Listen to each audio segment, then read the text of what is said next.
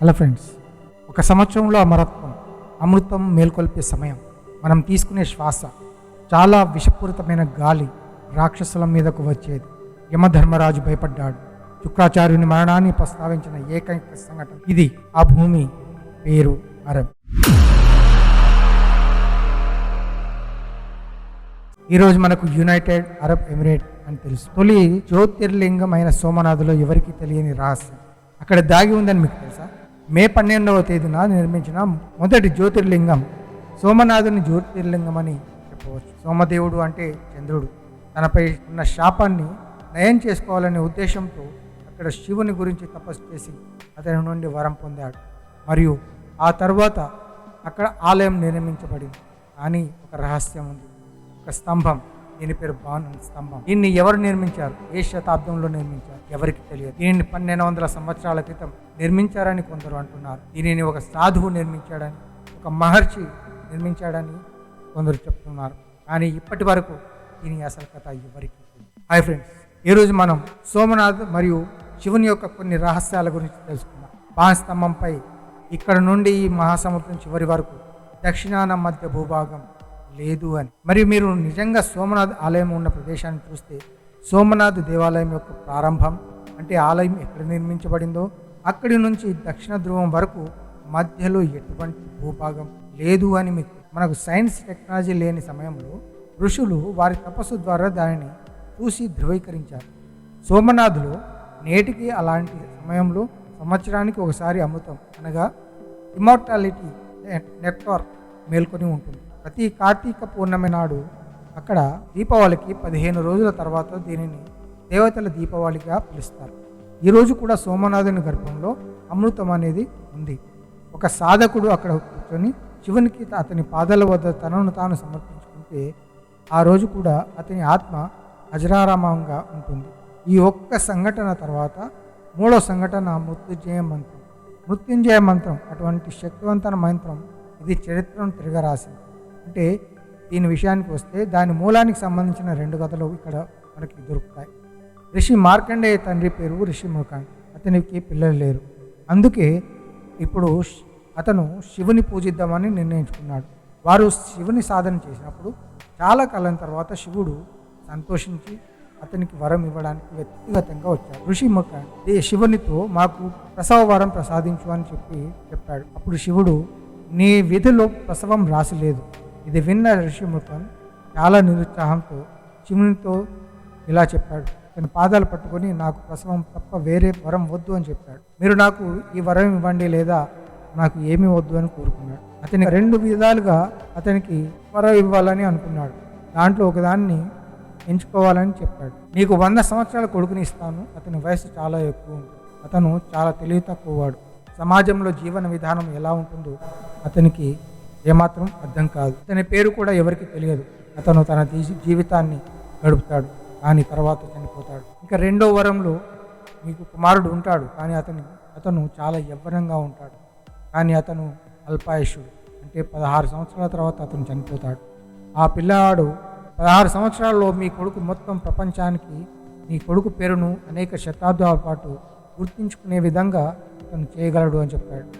ఇది విన్న ఋషిముఖన్ శివునితో ఇలా అన్నాడు, మీరు ఇవ్వాలనుకుంటే నాకు ఆ 16 ఏళ్ల కొడుకుని ఇవ్వండి. అతను చాలా తెలివైన వాడు కదా. అతను వేదాల అధ్యయనం ద్వారా ప్రపంచంలో విప్లవం తీసుకువస్తాడు. పురాణాలు తద్వారా ప్రజలు అనేక శతాబ్దాల పాటు అతన్ని గుర్తుంచుకుంటారు. 9 నెలల తర్వాత అతనికి ఒక బిడ్డ జన్మించాడు.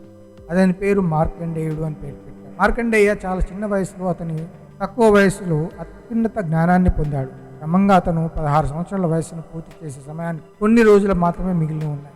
మరణం సమీపంలో ఉన్నందున అతని తల్లిదండ్రులు నుదుటిపై ఆందోళన రేఖ కనిపించడం అనేది ప్రారంభించింది.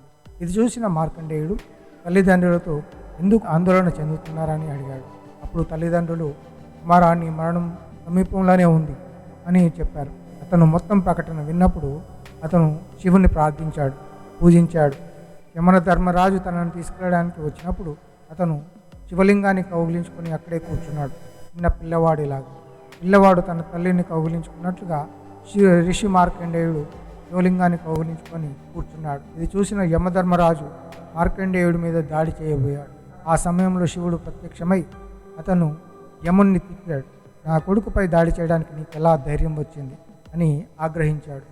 నా శివలింగం మీద కూర్చున్న భక్తుడిని చంపడానికి నీకెంత ధైర్యం అని చెప్పాడు. యమరాజుడు భయపడ్డాడు. ఆ సమయంలో శివుడు మార్కండేయుడికి రాబోయే కాలంలో అష్ట చిరంజీవులలో ఒకడు అజరామరమైన ఆత్మ అని వరం ఇచ్చాడు. అదే సమయంలో ఋషి మార్కండేయుడికి ఇచ్చిన మంత్రం మహామృత్యుంజయ మంత్రం. ఇది ఆత్మ యొక్క అమరత్వం గురించి మాట్లాడే అత్యంత శక్తివంతమైన మంత్రంగా చెప్తారు. ఈ మంత్రాన్ని పొందిన తర్వాత ఋషి మార్కండేయ చాలా పనిచేశాడు. మార్కండేయ పురాణం రచించబడింది. ఈ పురాణంలో అతను చాలా పూజలు చేశాడు. మార్కండేయ పురాణం కారణంగా శృతి లభించింది. ఇక్కడ తంత్ర పూజలో ముఖ్యమైన మంత్రం నవన మంత్రం. తంత్ర ఆరాధన యొక్క అత్యంత శక్తివంతమైన మంత్రం కూడా ఋషి మార్కండేయుచే వ్రాయబడింది. ఇది మాత్రమే కాదు, మార్కండేయుడికి మరణ మంత్రం లేదు. అతను కాకుండా ఈ మంత్రాన్ని కలిగి ఉన్న మరొక ఆత్మ కూడా ఉంది. అతని పేరు దేవతా గురు శుక్రాచార్యుడు. దేవతా గురు ఋషి భృగుల కుమారుడు మరియు శివుని యొక్క గొప్ప భక్తుడు కూడా. ప్రజలు ఇప్పటికీ వీరి గురించి మాట్లాడుకుంటూ ఉంటారు. అసురుల గురువు అతను శివుని ఎదిరించడానికి దేవతా గురువు అయ్యాడు. శివుని ఆరాధన ఫలం కారణంగా లభించగానే మరణ మంత్రాన్ని పఠించాడని అతని కథ. మంత్రాన్ని ఆది గురు శివుడు రచించారని అందరికీ తెలుసు. అదే మంత్రాన్ని తన మనస్సుతో చూసిన వ్యక్తి కూడా చూశాడు.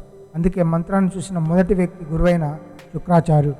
శుక్రాచార్యుడు ఈ మంత్రాన్ని ఎలా ఉపయోగించాడు? సముద్రపు ఉబ్బెత్ సంఘటన ప్రారంభమైనప్పుడు వాసుకి తల దగ్గర నిలబడినవాడు అసురుడు. దేవతా గురువు శుక్రాచార్యుడు మరణ మంత్రాన్ని కలిగి ఉన్నాడు. ఈ సంఘటన కారణంగా సముద్రపు బుడగలు లేదా తాడు కదిలినప్పుడల్లా వాసుకి యొక్క శ్వాస చాలా విషపూరితంగా ఉంది.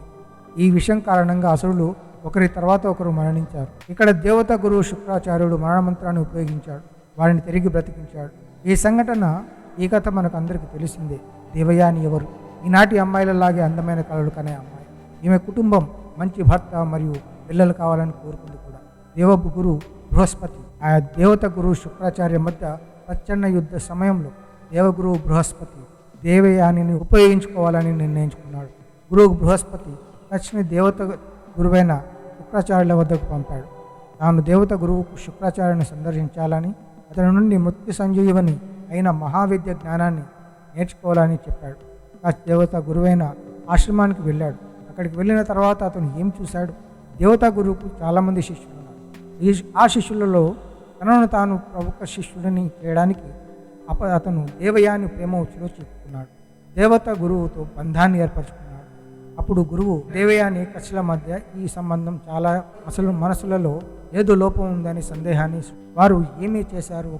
ఒకరోజు తమ సందేహాన్ని నివృత్తి కోసం కచ్ని చంపేశారు. దేవయాని కచ్ చచ్చిపోయిందని తెలిసిన వెంటనే కచ్ని బ్రతికించడం కోసం తప్ప ఏమైనా చేయమని తనని మేల్కొంది. దేవయాని చెప్పింది, నేను కచ్ లేకుండా జీవించలేను.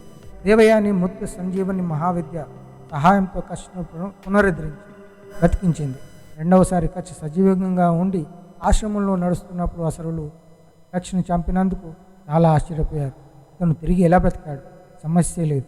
ఇప్పుడు వాళ్ళు ఏం చేశారు మరి? వెంటనే మళ్ళీ కచ్ని చంపేశారు. కానీ ఈసారి కచ్ని చంపిన తర్వాత వారు కచ్ని తగలబెట్టారు. కచ్ మృతదేహాన్ని చితిపై ఉంచి తగలబెట్టారు. కచ్ చివరిది తర్వాత శుక్రాచార్య యొక్క కమండలంతో శరీరం యొక్క భస్మం కలిపి బూడిదను నీరుగా త్రాగి కచ్ అతని కడుపుని చేరు. ఇప్పుడు దేవయాని తన తండ్రిని బ్రతికించాలా లేదా కచ్ని బ్రతికించాలా? ఏం చేయాలి? నీ సంతోషం కోసం నా ప్రాణాలైనా అర్పించేందుకు సిద్ధంగా ఉన్నాను అని దేవయాని చెప్పింది. కాబట్టి దేవయాని మృత సంజీవని మహావిద్య సహాయంతో బూడిద రూపంలో ఉన్న కచ్. కానీ దేవయాని కచ్ దీక్షకు ముందు నువ్వు ఈ కడుపులోంచి రాగానే నేను చచ్చిపోతాను కాబట్టి కచ్తో ఇలా చెప్పింది. అయితే మీరు ఒకటి గుర్తుంచుకోవాలి, మీరు బయటకు రాగానే ఈ మృత సంజీవని మహావిద్య సహాయంతో నన్ను బ్రతికించాలి. కచ్ బయటకు వచ్చి మరణించిన శుక్రాచార్యుని బ్రతికించాడు. ఒక శిష్యుడు తన గురువును బ్రతికించాడు. ఇది జరిగినప్పుడు కచ్ యొక్క ఉద్దేశం ఇక్కడ సమాప్తమైంది. అతను దేవయానితో ప్రేమ అనేది లేకుండా ఉన్నాడు. ఇది కేవలం మిమ్మల్ని టాప్ చేయడానికి చేసిన కుట్ర. ఇది నా పని ఇక్కడికి పూర్తయింది అని చెప్పాడు. నేను దారిలో వెళ్తున్నాను, మీరు నా దారిలో వెళ్ళండి. అది విన్న దేవయానికి చాలా కోపం వచ్చి ఈ శాపం కారణంగా యయాతి దేవయాని జీవితంలోకి వచ్చాడు. యయాతి లక్షణరహిత, చాలా సంబంధాలు ఉండేవి. దేవయాని చాలా కష్టతరమైన జీవితాన్ని గడిపింది. ఇక్కడ ఆసక్తికరమైన విషయం ఏంటంటే, మీరు శుక్రాచార్య మరణం గురించి మాట్లాడేటప్పుడు శుక్రాచార్య మరణం గురించి ప్రస్తావించిన ఏకైక సంఘటనగా ఇది చెప్తున్నారు. హిందూ పౌరాణిక గ్రంథాలన్నిటిలో కూడా ఈ సంఘటన తప్ప శుక్రాచార్యుని మరణం గురించి ప్రస్తావించిన ఏ ఒక్క సంఘటన కూడా లేదు. శుక్రాచార్య ఏమయ్యాడు? ఇది మృత్యుంజయ మహాస్తూపానికి హుక్ పాయింట్గా నాది ఇక్కడ నుంచి ప్రారంభిస్తే శుక్రాచార్య ఎప్పటికీ చనిపోతే అప్పుడు నేను పరిశోధన ప్రారంభించాను. నాకు ఏ పరిశీలన చరిత్రకారుడు పుస్తకం వచ్చింది. అతని పుస్తకం పేరు the history of Persia. Shukracharya తన జీవితంలో చివరి 10 సంవత్సరాలు తన మనవడితో అరబ్తో గడిపినట్లు ఆ పుస్తకంలో రాయబడింది. ఆ భూమి పేరు అరబ్. అంటే ఈరోజు మనం యునైటెడ్ అరబ్ ఎమిరేట్స్ అని పిలుచుకునే ఆ అవకాశం ఇప్పటికీ ఉంది. అది యుఏఈ. ఇది యాదృచ్ఛికమా లేక నిజంగానే శుక్రాచార్యుడు మన మధ్య ఉన్నాడా? కాబట్టి ఈ ఎపిసోడ్తో శుక్రాచార్య రహస్యం, మృత్యుంజయ మంత్రం యొక్క రహస్యం, సోమనాథుని బాణపు రహస్యంతో మీ ముందుకు వచ్చాను. లైక్ చేయండి, షేర్ చేయండి, సబ్స్క్రైబ్ చేయండి, మెంబర్షిప్ జాయిన్ అవ్వండి. ఈ కామెంట్స్ రూపంలో మీ కామెంట్స్ మాకు తెలియచేయండి. మరియు ఓడిప్ప తెలుగు ఛానల్కు సభ్యత్వాన్ని పొందడం మర్చిపోవద్దు. ధన్యవాదాలు.